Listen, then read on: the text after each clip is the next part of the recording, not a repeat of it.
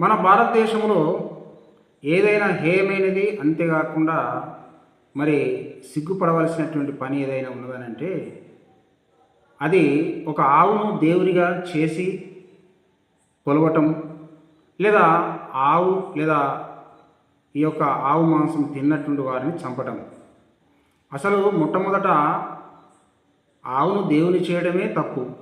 అంతకన్నా పెద్ద తప్పు ఏంటిదనంటే చట్టాన్ని చేతిలోకి తీసుకొని ఆ ఆవును తిన్నాడని చెప్పి అనుమానితుల్ని మరి చంపటం ఏదైతే ఉన్నదో అది భయంకరమైనటువంటి నేరం.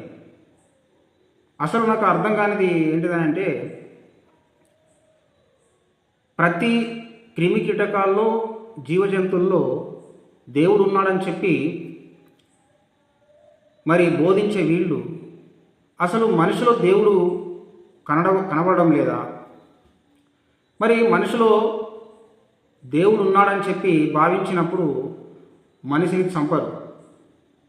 మరి దేవుడు కూడా మానవ రూపంలోనే అవతరించి దేశాన్ని, ప్రపంచాన్ని రక్షిస్తాడు, ఉద్ధరిస్తాడని చెప్పేటువంటి వీరు మరి మనిషిని దేవుడిగా ఎందుకు చూడడం లేదు?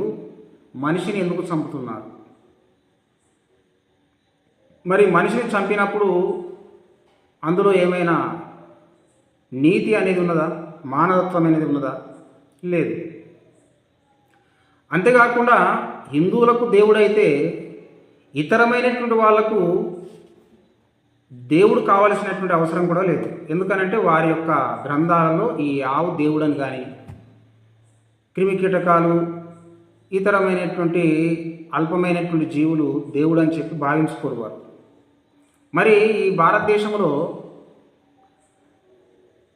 ఫ్రీడమ్ ఆఫ్ రిలీజియన్ ఉంటున్నప్పుడు వారు వారి యొక్క మత విశ్వాసాలను బట్టి వారు మెదులుకుంటారు. బీఫ్ను కూడా తినచ్చు. మరి బీఫ్ తినటమే నేరం అని చెప్పి ఒక చట్టము చేసినప్పుడు దాన్ని మన భారతదేశం నుంచి వేరే దేశాలకు ఎందుకు మనము ఎగుమతి చేస్తున్నాం? అది కూడా చాలా హిందువులే ఎగుమతి చేస్తారు. మరి అలాంటప్పుడు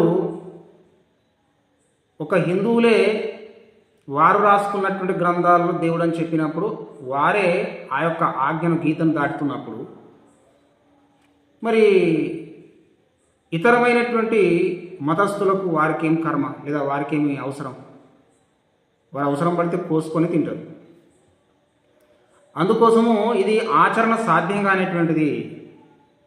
అనేక మతాలు, అనేక నమ్మకాలు కలిగినటువంటి భారతదేశంలో ఆవును దేవునిగా చేయటము అనేటువంటిది అది ఆచరణ సాధ్యం కానటువంటిది. అందుకొరకే ఈ నేరాలు, ఘోరాలు అనేటువంటివి ఎప్పుడు జరుగుతూనే ఉంటాయి. ఓవైపు ఆవును వధిస్తూ తింటూ పోతుంటుంటారు, ఓవైపు ఆవును దేవుడు అని చెప్పి మొక్కేవారు వీరిని వధిస్తూ ఉంటుంటారు, చంపుతూ ఉంటుంటారు. చంపటంతో ధర్మాన్ని నిలబెట్టడం జరుగుతుందనంటే ఇక అంతకన్నా ఘోరమైనటువంటి ధర్మము ఈ ప్రపంచంలోనే ఉండదు. అలాంటి ధర్మము ప్రపంచంలోనే లేదు. ఎందుకనంటే ఆవును దేవుడుగా, జంతువును దేవుడుగా కొలిచేటువంటి ధర్మము అనేటువంటిది లేదు. ఒకవేళ ఉన్న మనిషిని చంపడం అనేటువంటిది ఏదైతే ఉన్నదో ఆవు కొరకు, జంతువు కొరకు ఎక్కడ లేదు. సరే, జీవ వైవిధ్యము అనేటువంటిది కొనసాగడానికి మనం కొన్ని రకాలైనటువంటి జంతువులను కాపాడుకోవాలని చెప్పి ఒక చట్టం ఉంటున్నప్పుడు తప్పు చేసినటువంటి వారిని తీసుకుపోయి చట్టానికి అప్పగించాలి, కానీ వారిని చంపడం ఎందుకు? మరి ఒక జంతువును చంపిన దానికి పడేటువంటి శిక్ష కంటే మానవుణ్ణి చంపిన దానికి పడేటువంటి శిక్ష గొప్పది, పెద్దది కదా. అలాంటప్పుడు ఈ చేసిన నేరగాళ్ళు ఏమైపోతుంటున్నారు? కఠినమైనటువంటి శిక్షకు లోనవుతుంటున్నారు. అయితే ఈ మతం ఏం చేస్తుంది? చివరికత్తే ఈ నమ్మకము కొందరి పాలిట యమపాశంగా, అంతేకాకుండా కొందరి పాలిట మరి శాపంగా పరిణమిస్తుంది. దీన్ని ఆలోచించాలి. అందుకోసమే మహాకవి గుర్రం జాషువా గారు ఏమన్నాడంటే, నందుల నాగుల గొలిచి నవ్వుల పాగలుగుచున్న జాతికిన్ అని అన్నాడు. నందుల నాగుల గొలిచి నవ్వుల పాలగుచున్న జాతికిన్ అని అన్నాడు. అంటే దాని అర్థం ఏంటిది?